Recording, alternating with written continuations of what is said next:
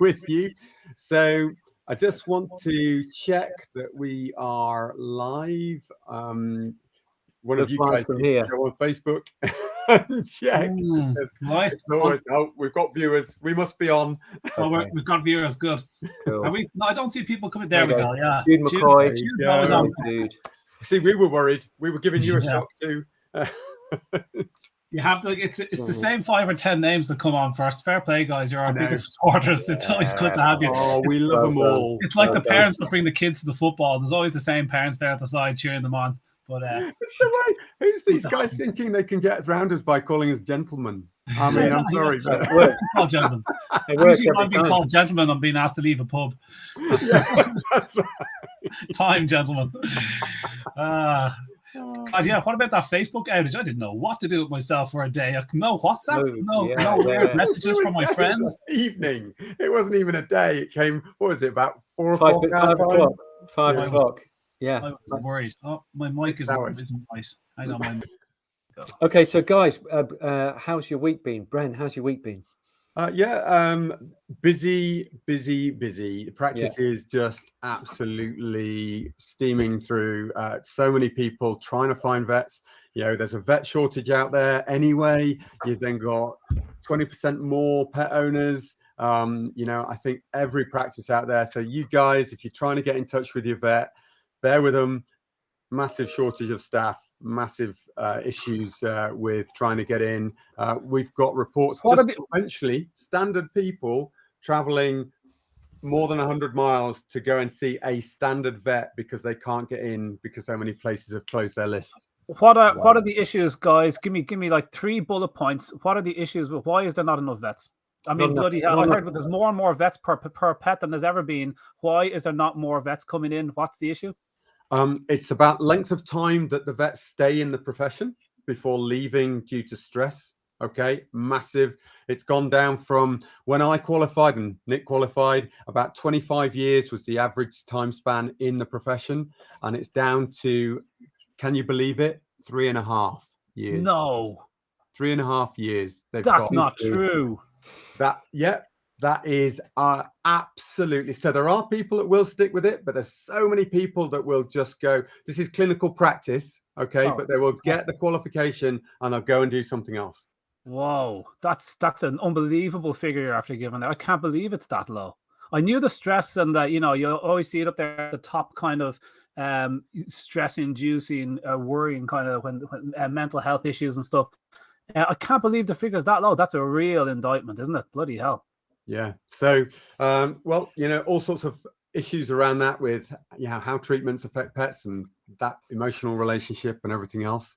But yeah, that's where we're at. So busy. You know, I think, there's people that will come to see referral practices like mine and Nick's that would travel a long distance anyway. But I think even for the conventional guys out there, they're struggling massively. So also, I think I hear a lot of people say, "Oh, you know, it's not how it was," and the profession is under strain. But also, they say that they don't like seeing a different vet every time they go to the vets. You know, because they have to start off all over again, especially if you've got it's a long-standing case. It's like, this is the back history, and that takes at least 10 minutes, and then you haven't got any time to consult. And so it's quite a frustrating business. So there's a lot of corporate practices, some great corporate practices, but some who are not creating an environment that would be quite as conducive as it was back in the old days, perhaps.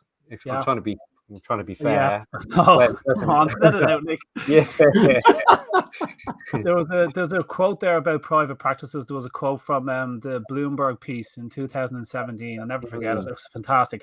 And it was talking about Mars Banfield. And the Bloomberg piece was about Mars Banfield. And they were saying that there's a set of instructions for the vet. So when a patient comes in, this is what they have to recommend. And the vets that were complaining in the piece said, we left the practice because, like, I can't be told what I'm going to do. It's like, you must recommend these things for atopic dermatitis. And he's like, I'm a doctor. Like, I'm going to doctor around. That's what I do. So that's been removed for them in with this piece. That's what that piece was suggesting. So maybe that's what you're getting at. That can't be very positive for a guy. You want to get into the practice to make a difference and use your head. You want to be creative as a clinician. You want to be creative. And if somebody's saying, if you see an itchy dog, this is how you treat it, you might as well put a chimpanzee in there, you know, and just say, right, just press this button, this button, this computer, button, go, and off you go. Yeah, exactly right. And a vending machine at the bottom of it.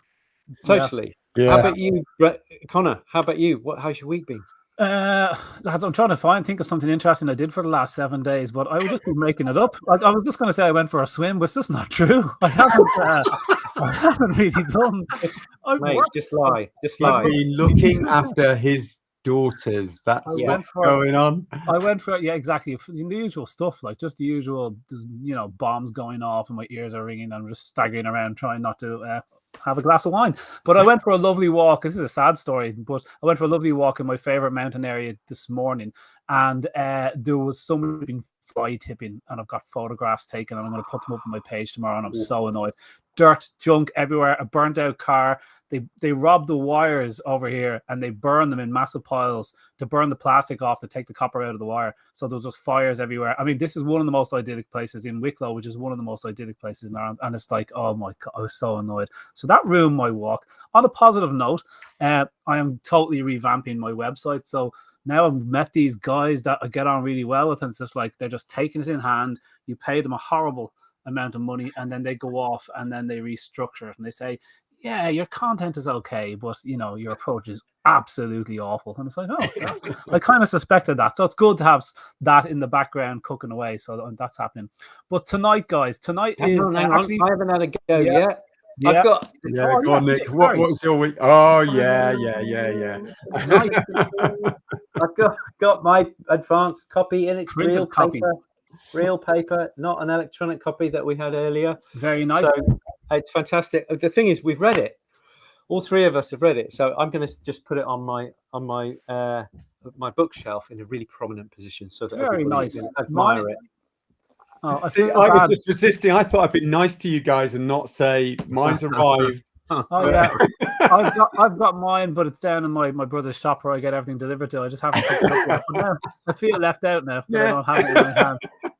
I was hoping I'd be the only one, and then I'd go, rubbing it in, Nick. I'm special. So they obviously did.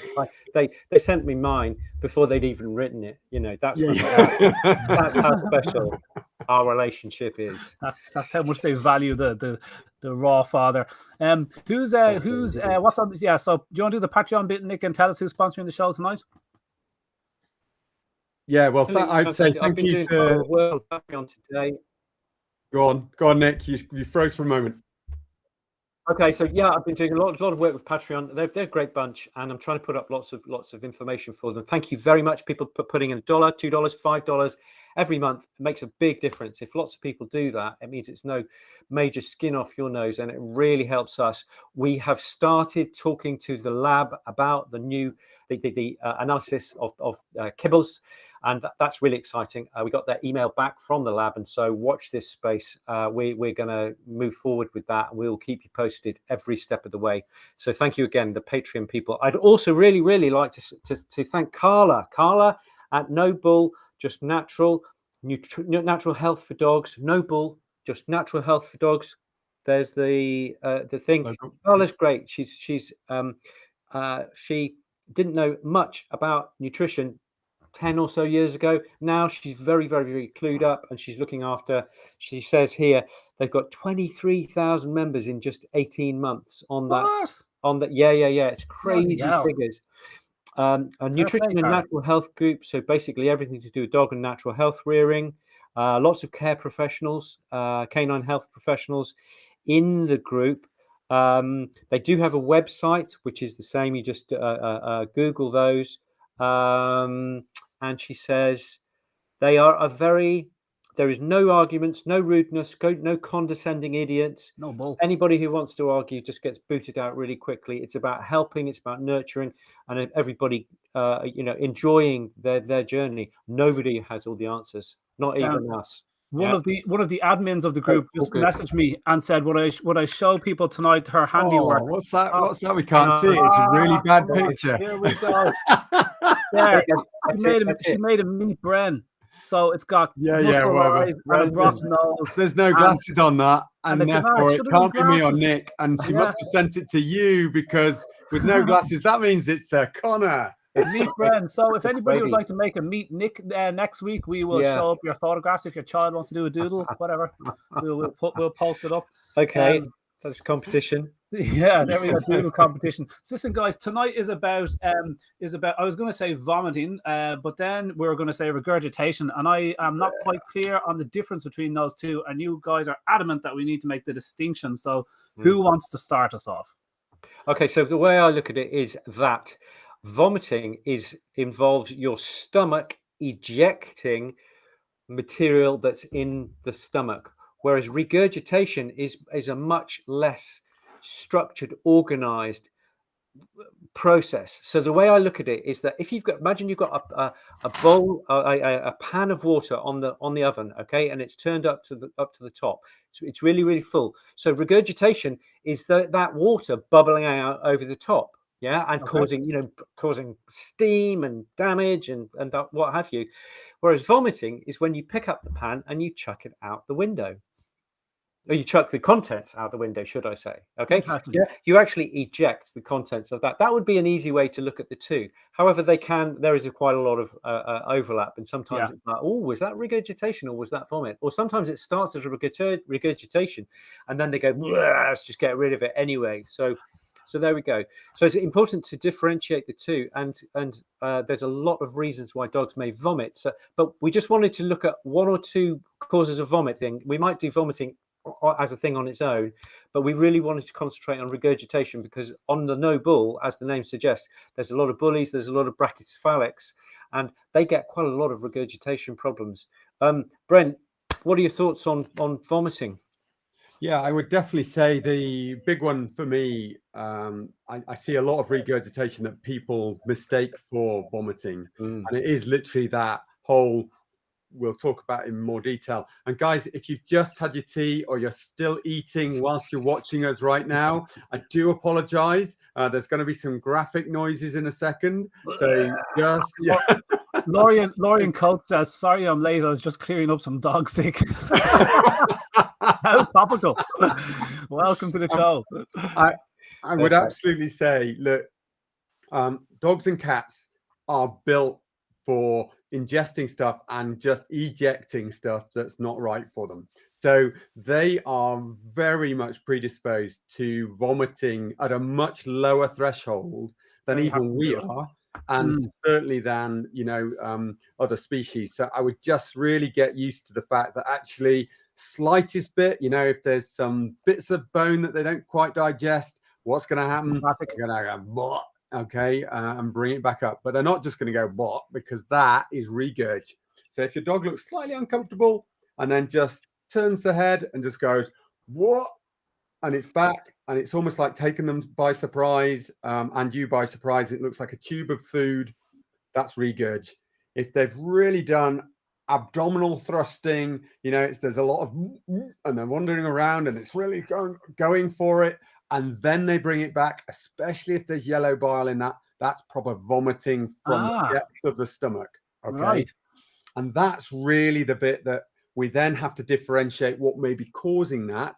And I think we've got to isolate then about the group of organs that can cause that nausea and vomiting, the toxin stuff and what may be going on with that, the actual then pathology that may be going on to cause that vomiting. So there are some sort of key areas that we need to touch on there, but I agree with Nick, differentiating, actually giving people some useful tips tonight on how to deal with regurg, I think is really, really important, because there is some things here. And this is the same for cats. I want to put in some cats. People have asked me, we don't say enough about cats, and there is plenty to say about cats, and doing this can suffer from many of the same diseases that dogs can. and definitely benefit from moving to raw and having bone broths, and then helping their microbiome. But obviously there's also, we think more about the fur ball scenarios, and so you've got to think then outside of the box. Nick talked about a little bit about the psychology of what's going on, and that sometimes, especially for cats, can then cause them to groom more, cause them to get things like fur balls, which will make them sick. And looking out for those little, what look like dead mice coming back up, are surrounded by fluid, spread around the house, and that may be actually what's going on with your cat. Now, they may be grooming because of abdominal discomfort, which then comes back to the pathology in the gut. But bear in the mind with cats, that is something that's going on. So every time Nick talks about a pathology in dogs, I'll try and reflect that in cats and say some other things that may be going on there. Cool. Can I give you some symptoms that I've just found a really nice article in Dogs Naturally. If you don't know about Dogs Naturally magazine, then crack on to those guys. They've got a lot of good stuff. And this article is called Acid Reflux in Dogs. These DIY solutions work, which is quite an optimistic title, but there you go. And they've got a list initially. They've got lots on the thing, but I'll just give you the list. So if any of these sound familiar, you might want to start looking into GERD, gastroesophageal. Yeah, but esophagus starts with an O in this country. Anyway, GERD, gastroesophageal reflux disease.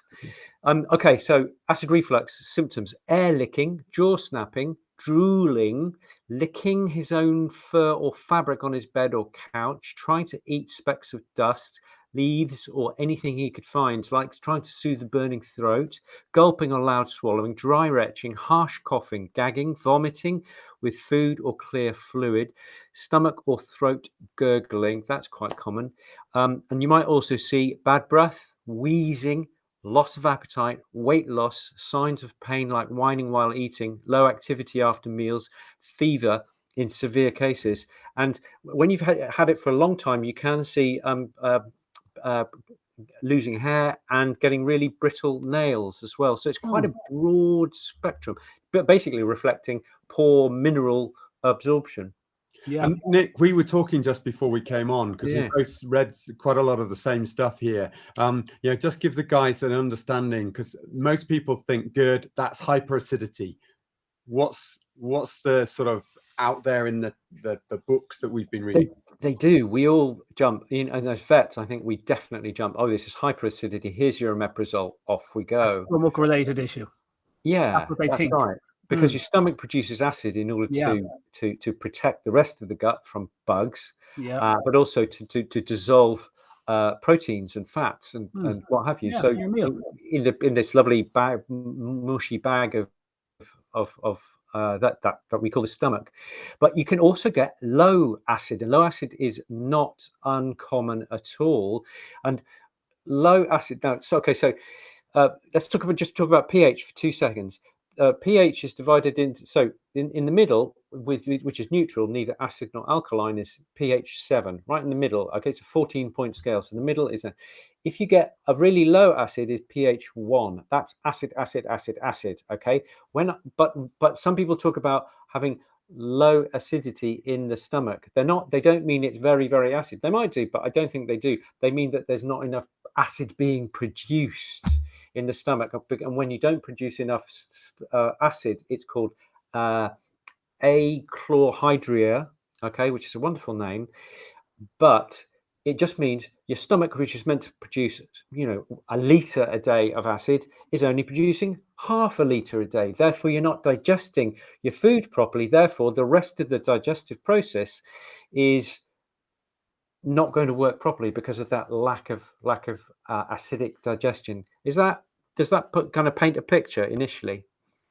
Yeah, I was like, I'm not as the non-vet of the group. So it's true that when people hear of this acid reflux, the tendency is to think, well, acid is in the stomach, and therefore the issue is in the stomach, and so they give antacids to kill off this horrible burning acid that helps, and they bloody work instantly. So, but they come with a big problem. So that's I'm getting from the tone. I mean, I know that I suspect that we've now moved on and realized that this GERD is actually more related to IBS than it is to stomach issues. So would that be correct? Like some of the stats in humans, GERD and IBS. So GERD is your reflux. 63% of IBS sufferers have GERD. You're 4 times more likely to have GERD when you've got IBS than not. So am I correct in thinking it's more an intestinal kind of inflammation of the intestines that's causing this issue, or is it a stomach-related issue? Just tell us about IBS and differentiate it from IBD, Conor. Oh, so I'm using the word IBS. I probably mean IBD. Yeah. Okay. So yeah. IBS can be tied in as well, because IBS is often there's a psychological element to IBS. That's IBS right. is irritable bowel syndrome, which is where you've got problems with your gut, but when the doctors look, they can't find anything. Okay. I.e., it's a lot of psychological stuff. There could be other subtle stuff going on, but there's no pathology in your gut. IBD, irritable bowel disease, is where you've got ulcers, or you've got erosions, or you've got bleeding, or you've got, massive inflammation. There's something to see. Okay. Yeah. So with either of those, if some of the gut, so this gut is a little bit like a comet with a tail. The round bit is the stomach, and then you've got this tail going through your abdomen. That's a nice metaphor. How about, do you like that, guys? That's nice. Yeah, I might use that. It's okay. It's not my favorite. Like when you deal with dogs with IBD type issues, okay, or this this diagnosis, this terrible bad gut, okay, clearly you're just a dysbiotic gut, and it's been going on too long. It's been on dry food, repeat antibiotics and steroids, which just annihilate it further. And, the dog is then getting this kind of, I was going to say vomiting, at about 4 or 5 in the morning. Like, it's almost water. So the client is getting up half an hour beforehand to feed the dog to stop this happening. And now her life is getting up at like 3:30 in the morning to prevent this sick. And it's pure water. She says, what dog pukes up pure water? But you just mentioned that as one of the symptoms, Nick, beforehand. But it's the same solution when you fix that gut issue and get the gut to calm down, with all the same approaches that we recommend, a very simple real food diet, exclusion diet, what's bothering your gut, broth initially, if it's really bad, and a bit of probiotics, a bit of chamomile all the time. And then this vomiting just disappears, or regurgitation. Which word am I supposed to be using for this? Vomiting. Okay. So what's that at 4 in the morning? This vomiting at 4 or 5 in the morning, 6 in the morning, is that connected to IBS GERD type issue? Shall I jump in on this? I see a lot of it's called if your dog vomits frequently, and this is kind of 3 times a week, or even every single morning, that is commonly called bilious vomiting syndrome. Bilious vomiting syndrome. They'll bring up froth first thing in the morning. Just either they're lying in the bed and they go, bleh, or they'll get up, and as soon as they get up, bleh, and often it's yellowy. So that's the bilious, and it's really, really common, and it's often not recognised. I'm not sure whether they stopped teaching it at vet schools, but it's often not recognised. And if you're lucky, the treatment is you feed them last thing before you go to bed. You feed them a substantial meal before they go to bed, which means that the stomach's got something to do all night, which means it doesn't start kind of overworking first thing in the morning, and you get this bilious vomiting. So if the dog is vomiting first thing in the morning and otherwise they're absolutely fine, try that little trick, feeding at night, and that would be vomiting. Yeah, and I would also come in, though, I think that there is an element of that which is down to what we feed, how we feed. So, we used to see that with a lot of kibble-fed dogs, especially, who are standardly fed at every moment on a, almost by the watch and the clock. And therefore, they're almost in a cycle of they expect it. There's some great stuff, some papers out there that don't necessarily mean to impart this information because they're trying to promote various medications, etc. But actually, the resting pH of dogs and cats actually isn't that far off humans when they do the studies. It should be around about 4 on a pH scale, so relatively low acidity in the grand scheme of things. It's only when you feed them appropriately that their stomach acid drops even down to 0.5. They quote 0.5. That's like super strong battery acid. Okay, on a pH scale. So it is really interesting to see that actually the acidity is not generally the cause of that. Now, if they go into an acidity cycle inappropriately, I can understand that the consequences of being sick may well cause more problems with that sensation of burning and, you know, all of the rest of it that comes with that.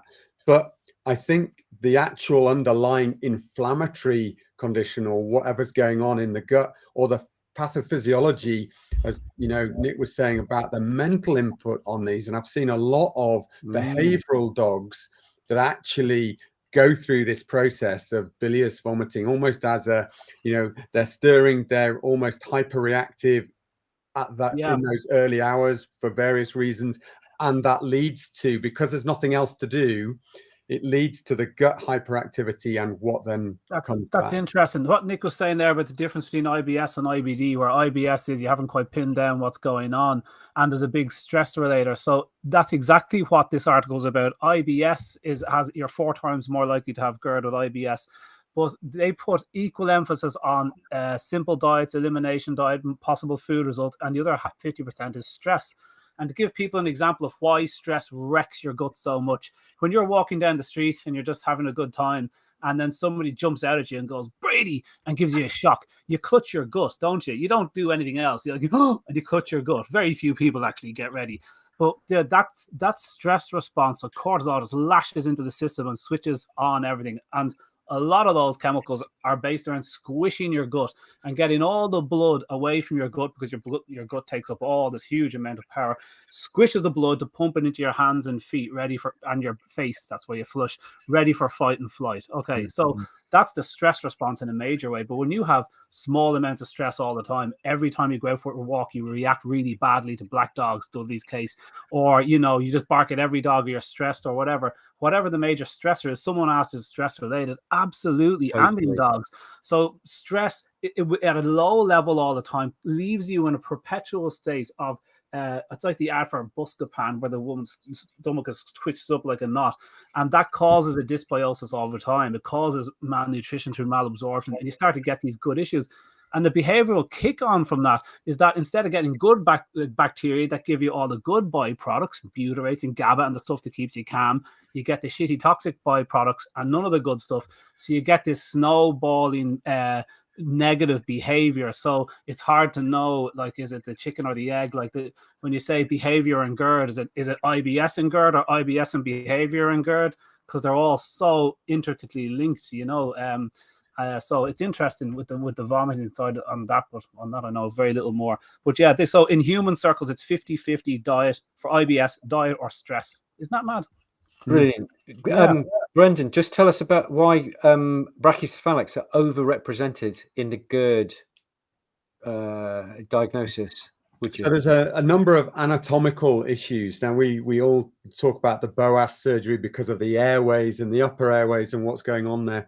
But actually, we also find that through what's happening with their airways being slightly obstructed when they're breathing, not just the long, soft palates, but the nares and things like that, then you also have an increased negative pressure in the chest as they're breathing.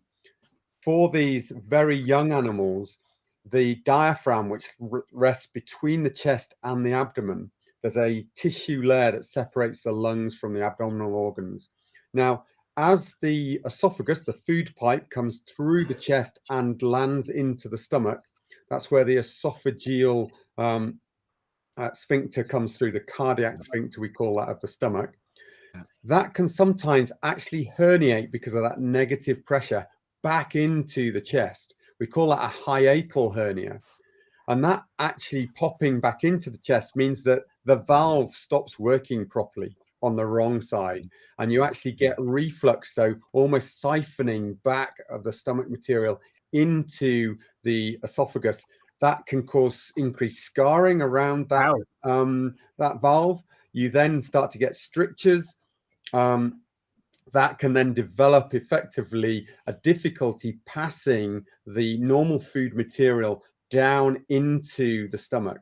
So you end up with an esophagus that can start to dilate, And with these dilated esophagus, you start to get food material building up in that area. And this is where you'll get more commonly regurgitation.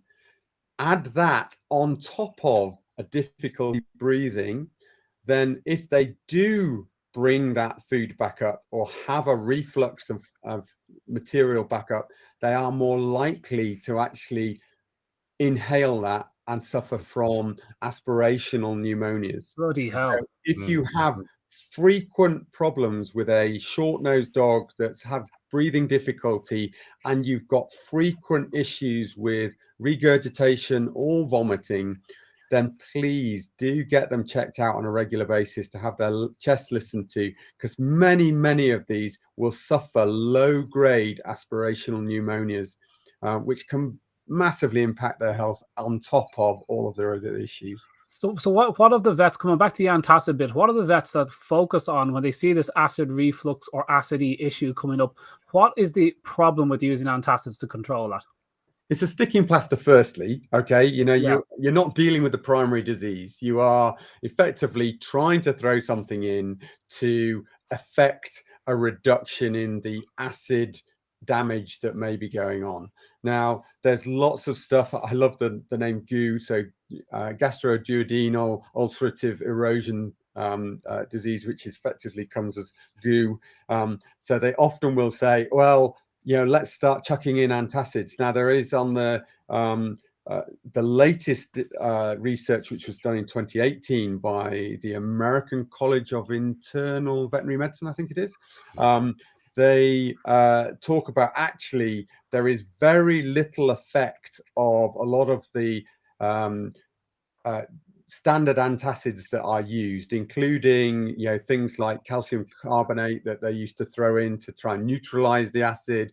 They used to stick in, you know, just bicarbonates and all of those sort of things. They're very unlikely to work to try and reduce the acidity within the stomach.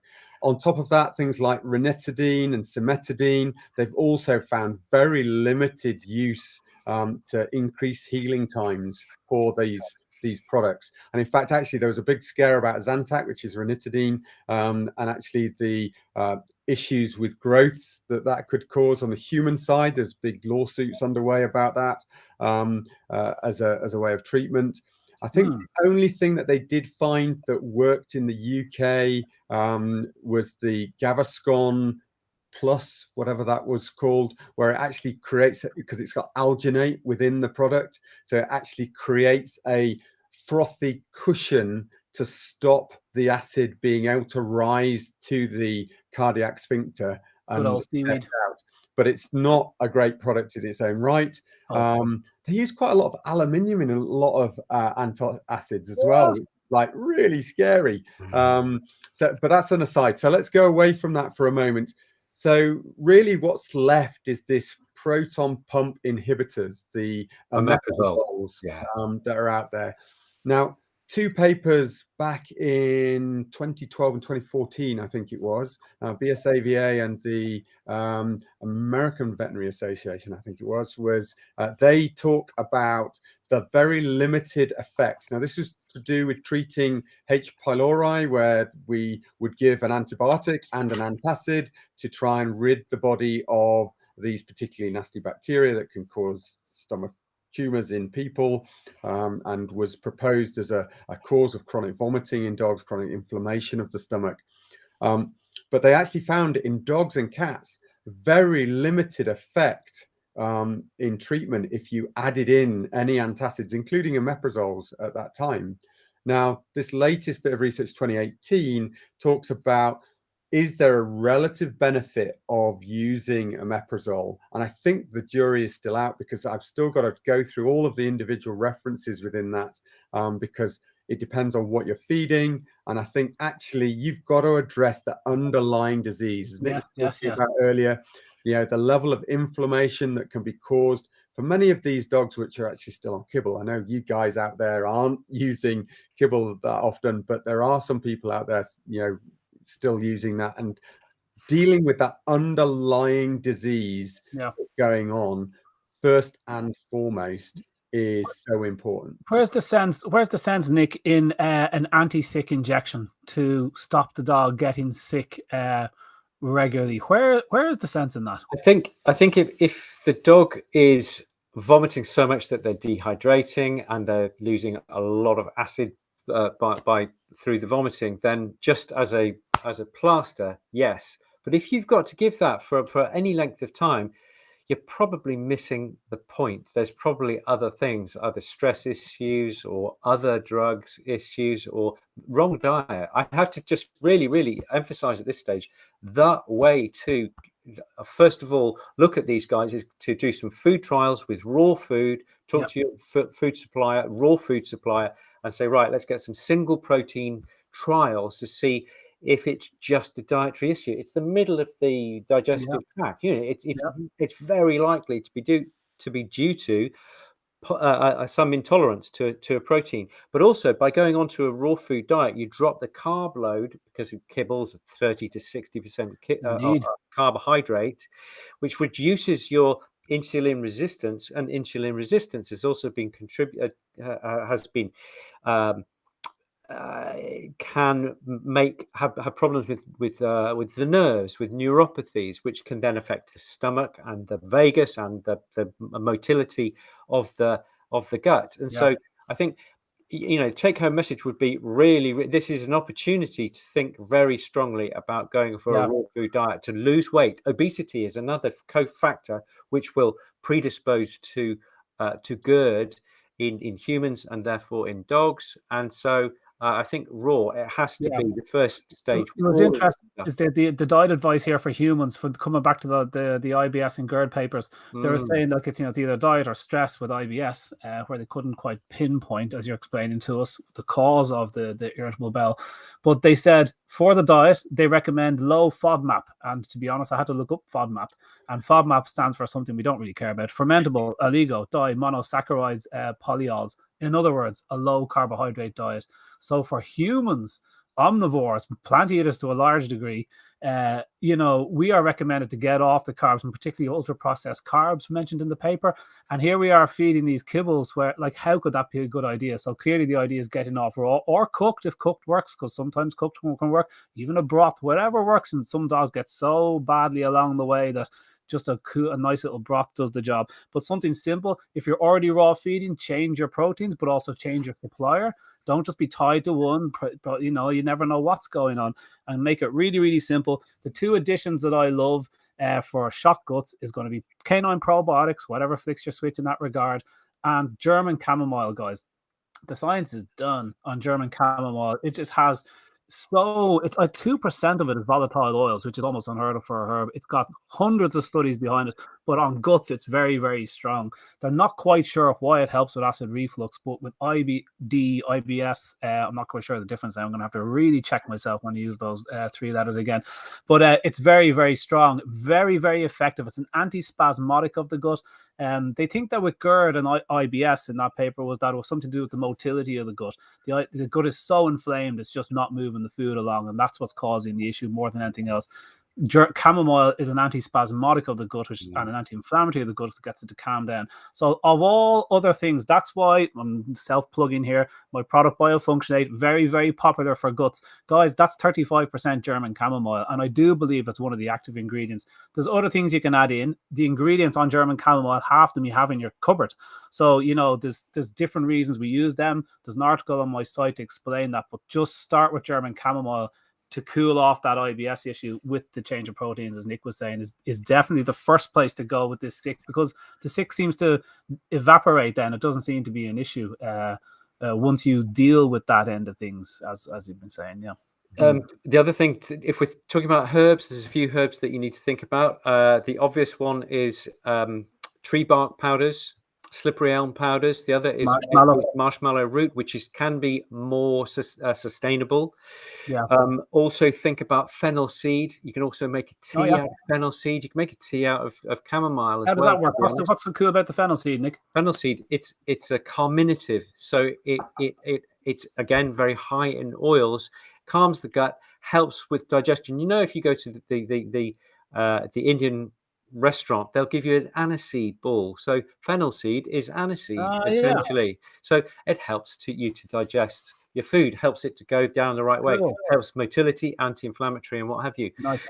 Chamomile, the Latin is Matricaria recutita, and it's known as the mother of the gut. So it really is a wonderful herb to start with when you're talking about gut. You got any other tricks that you use with Gurdy dogs or with... Yeah, I mean, look, for some of the guys out there, talking about remedies as well, Nux vomica is out there, 30C, Nux Vom.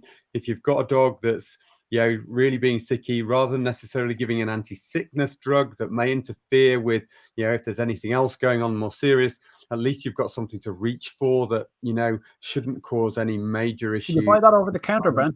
Yeah, you can.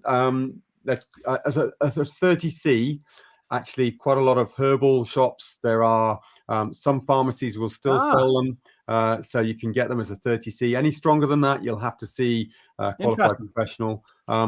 The other things to differentiate, if you've got a dog that's actually ingesting food or having a drink, and then as soon as it warms, they then bring it back, then phosphorus as a remedy, at a 30C can be really useful in those cases, especially if there's any blood involved in that process of coming back. But generally, they will be dogs which are hyperactive and then may be really flat when they're feeling off color. But if you see them take a drink, it almost just warms enough, and then they want to vomit that back up, think phosphorus. And then there's a couple of remedies we need to talk about with regards to the regurgitation and megaesophagus, which I think we should move on, guys, to talk about, just so that those guys out there know more about that. So, Nick, do you want to go for it? I've got a story. I've got to regurgitate because we've got 3 minutes to go, so we might have to bring megaesophagus into another thing. This is good stuff, though. I think we should do megaesophagus another night, guys, because we are right at the end and we're going to rush through it. And there's almost at least a night in that, because there's some good dirt there to be talked about, and I'd love to get into it. Time tonight. Should we save megaesophagus for another throat night? Let's do it in November. Can I ask you 2 questions that guys have brought up here? Here's one from Karen. Hang on, let me just tell my story. It's a very, very nice story. Yeah. So I used to do a lot of work in London, and I was once called out to this big posh house in Kensington. Walked in, size of Buckingham Palace, but that's beside the point. They had a cat who was vomiting pretty much every day. Vomit, and so we gave it some Nux vomica, and bits and pieces, changed the diet and what have you. 80% improved. So it was only vomiting once a week, twice a week, something like that. It was great success, and the lady was very, very happy. She rang me 3 years later with because one of the problems with another cat, and I said, "Oh, how did the original cat do?" And she said, "Oh, it all cleared up." And I said, "How did you do that?" She said, "Oh, I got divorced." No way. So stress. There you go. Stress. It is infectious. They pick it up. Yeah, they didn't or maybe the woman was unhappy, or maybe I think it was the cat hated the husband. That's what it was. Yeah, interesting. Here, could I ask you Karen's question here before she goes? She came with my dog. Karen has a dog with kind of a throat issue, laryngeal paralysis of some fashion. She says, "I'd love to know more about how the vagus nerve can affect the issues related to reflux in dogs with laryngeal paralysis. There has to be a link, considering the vagus nerve can cause LP issues as it runs all the way into the gut. Know any more about that?"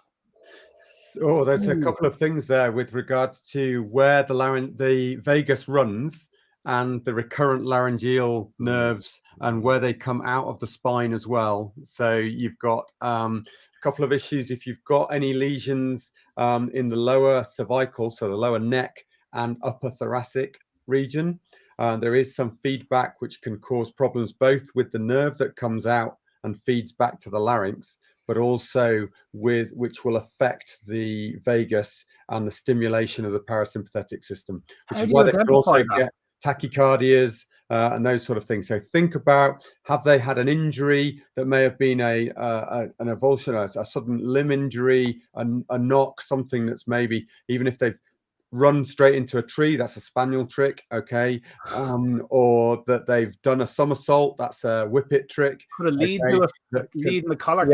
Yep.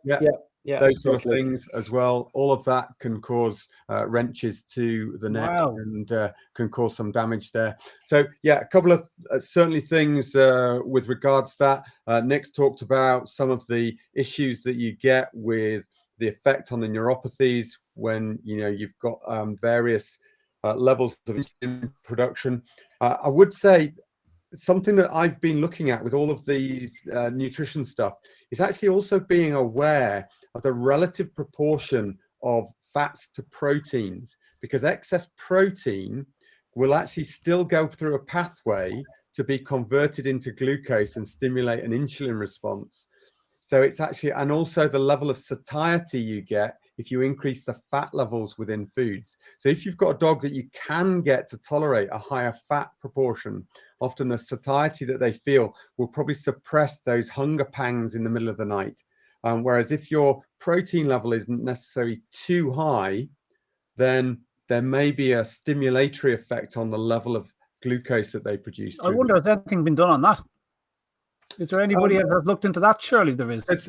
There's some information in, I think Jason Fung and Ben Bickman do talk a little bit about the understanding of the protein pathways within that, as the glycemic index and load is actually higher for higher protein foods. I think it's a well-worn path, actually, that whole business about if you feed pure protein, so completely fat-free steak, you will not go into ketosis. That's really well known. So you put some fat in so they have the energy from the fat, so they don't go into gluconeogenesis from the protein. Definitely. There's loads, guys. There's loads and loads of questions. I'm really frustrated. What I would suggest, guys, if you can, guys who are watching, come and join us in Patreon, okay? And then you can ask questions, and then we have time to actually go through these questions, because it kills me that there are so many great questions being asked that we're just not going to have time. We have 500 posts there, and we just don't have time to be able to go through all of those. Whereas we do have more time because there are fewer people. We can just go through the questions that are posted. So please do consider that. Lynn Hobbs makes a great point here. Hunger pukes. A lot of people talk about hunger pukes. It's such a common term, and I always wonder about it. I do suspect that there's a certain amount of digestive conditioning that goes on in dogs. The gurgling and squirting before dinner time, the acids and that stuff being released into a stomach, and you can hear it gurgling and squirting in there, certainly with Dudley. And he's anticipating the meal, like he knows it's coming up to dinner time. And so I reckon that, perhaps if that was going to... I think a healthy dog shouldn't just get a hunger puke. I wouldn't have thought that was a normal thing. I would have thought that's something to address. And Lynn's answer to her own question was ditch routine feeding. I think that's a really good idea. I am now well along the line of, I don't practice a lot about what I preach. Sometimes I just, we're all a bit guilty of it. But I have definitely got into haphazard feeding with Dudley because he got so insistent at dinner time. He was giving me nose butts and everything. I was like, hang on, Dudley, your dinner's coming. So now I've moved him to one a day. He's at lunchtime at different times.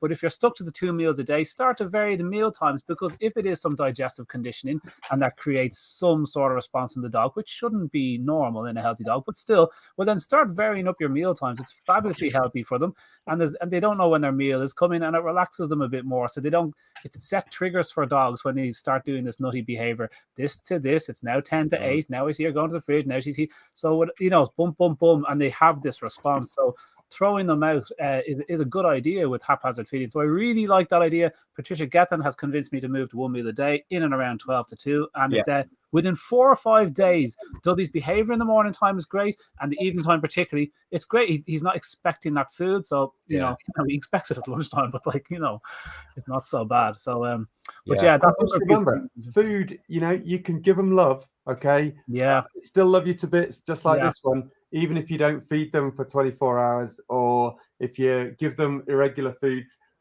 you love it, don't you? So, she doesn't get a regular feed.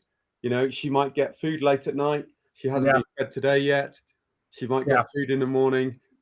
Yeah. definitely makes a difference. She still, Yeah. she still loves you. She doesn't hold it against you. You know, it's just Yeah. it's just that's the pattern in the house as opposed to the other one. You know, so yeah, I like that. I like that haphazard feeding, and so, it frees you up as well. You're not obliged at 5 o'clock to get back home to feed the dog. So it definitely frees you up. Yeah. So definitely. can we do a night on mega esophagus, guys? Because it's such an interesting one. People don't really know much about it. We see this little video and it's cute of a dog sitting up and eating his food, but actually behind that is one poxy disease.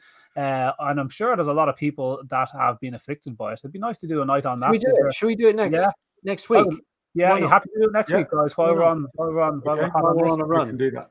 Cool, yeah. And also good news, we just got a guy on board to help us strip out the audio from our old Facebook videos, guys. Another use of our Patreon money, the other bit.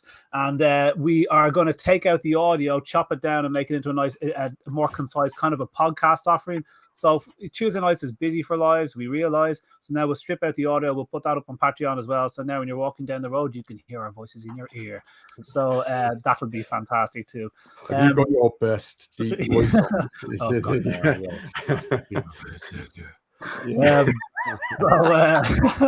that again. It's terrible. You'll get reports of heavy breathing. So right, lads, I think we better wrap it up. 10 to 8. That was great. Thanks everybody for coming. Love that. I just love Tuesday nights. We will see you next week then for Mega Esophagus. And thanks again to No Bull for their support. Cracking group. Check them out, guys. Carla is the boss. She's just fantastic. Carla Pearson. Carla. Thanks very much for the support tonight, Carla. Appreciate it. No Bull, brilliant group. Check them out. So yeah, guys, we will see you next week. Next week. Amazing. Cheers. Thank you, everybody. Bye-bye.